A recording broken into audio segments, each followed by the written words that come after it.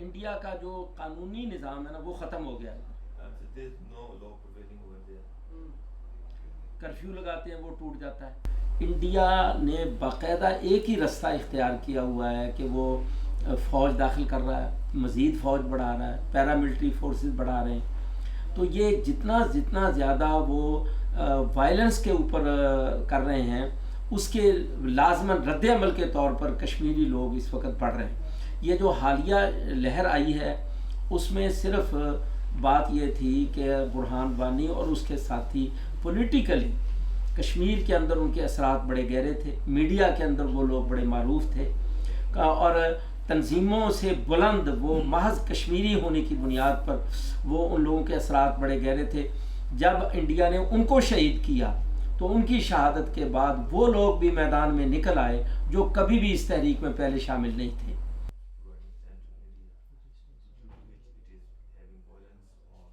پاکستان ہمیشہ یہ کہتا تھا کہ جی امریکہ اس میں ثالثی کا کردار ادا کرے, لیکن امریکہ نے اس بات کو قبول نہیں کیا. اور اس وقت جو نئے دوستی کے معاہدے انڈیا کے ساتھ امریکہ کے ہوئے ہیں ان کی بنیادوں پر کشمیر کی قربانی ہو گئی ہے, اور کشمیر کو یعنی یہ قبول کر لیا امریکہ نے کہ یہ انڈیا کا حصہ ہے, اور یہ کہہ دیا کہ بھئی یہ انڈیا کا اندر کا معاملہ ہے اور یہ انڈیا کو حل کرنا ہے. ہم یہ سمجھتے ہیں کہ یہ ظلم کی حمایت ہے جو امریکہ کو نہیں کرنی چاہیے تھی.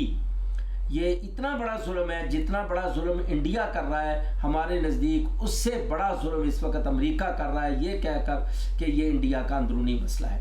اس سے انڈیا کو شے ملی ہے, اس سے تشدد بڑھا ہے, اس سے علاقے میں قتل زیادہ ہوگا. اور سچی بات ہے جو ذمہ داری انڈیا کی ہے ساتھ ساتھ امریکہ کی بھی یہ ذمہ داری ہوگی کہ یہ جو انہوں نے پالیسی بدل کے یہ رخ اختیار کیا ہے اس میں دراصل انڈیا کو کلین چٹ دی ہے امریکہ نے اس تشدد کے لیے.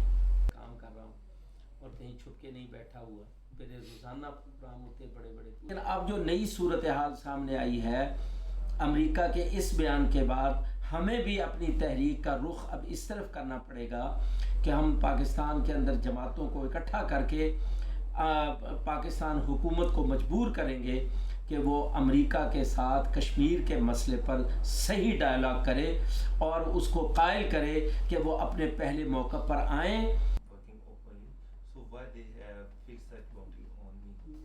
مجھے امریکہ کے کہنے پر, انڈیا کے کہنے پر بار بار اریسٹ کیا گیا. جب بھی مجھے اریسٹ کیا گیا میں کورٹ میں گیا اور کورٹ میں جا کر میں نے اپنے آپ کو کلیئر کیا. یعنی لاہور ہائی کورٹ کے فل بینچ نے مجھے کلیئر کیا اور مجھے رہا کیا اور میری جماعت کو کلیئر کیا کہ یہ دہشت گردی کے ٹیررزم کے الزامات سے یہ لوگ بری ہیں اور ان کا کوئی حصہ نہیں ہے. اس کے بعد سپریم کورٹ نے بھی ہائی کورٹ کے فیصلے کو اون کر کے میرے حق میں فیصلہ دیا. تو اس سے پہلے تو یہ کیفیت تھی کہ جب بھی دباؤ آتا تھا مجھے گرفتار کر لیا جاتا تھا.